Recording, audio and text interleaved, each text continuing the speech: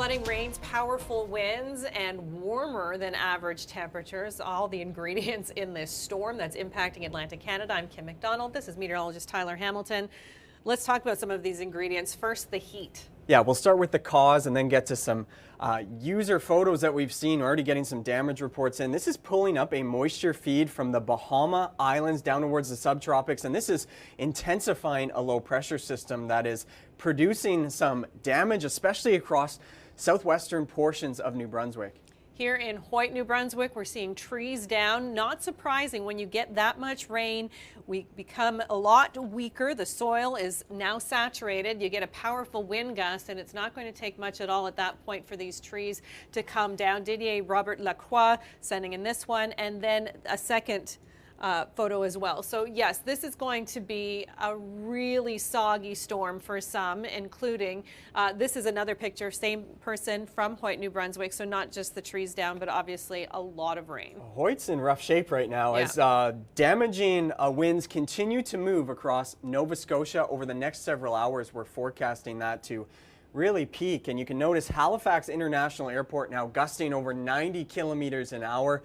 Expected to peak anywhere from the 5 to 7 p.m. local time, Kim, and anywhere in red, you're susceptible. High risk of a power outage. Okay, it's getting dark now where our Nathan Coleman is standing there in Eastern Passage on the shoreline. Nathan, tell us a little bit about your trek there and how it feels outside right now.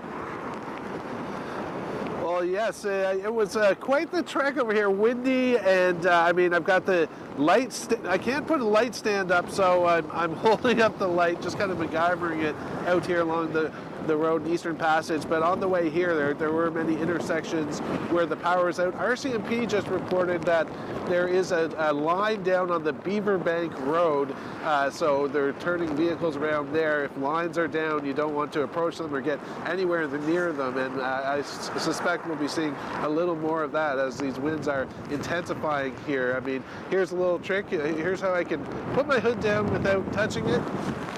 Just face towards the water, so that gives you an idea of the strength of the wind here. I'm trying to stay a little bit sheltered, but yeah, you don't want to be out in this. Marine Atlantic has canceled their ferries for the evening for obvious reasons, as well as bay ferries, and you want to call and check ahead if you have plans to travel from the airport, because those gusts over 90, you know, it's going to be difficult to be taking off and landing.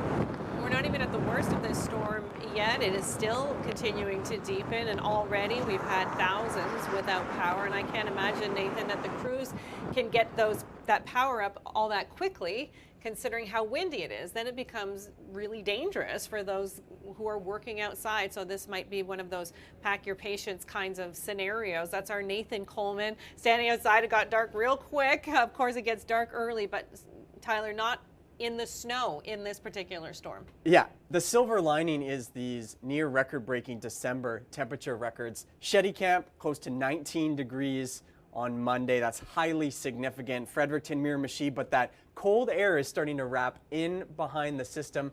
So we are forecasting those temperatures to rapidly fall.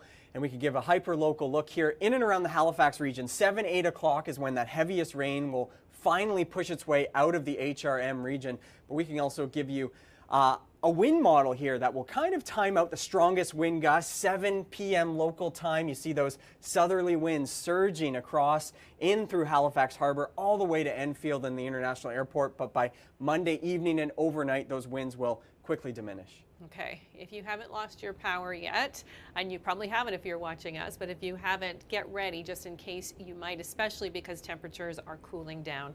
And we'll continue to follow this story here on the Weather Network. Thanks for being with us.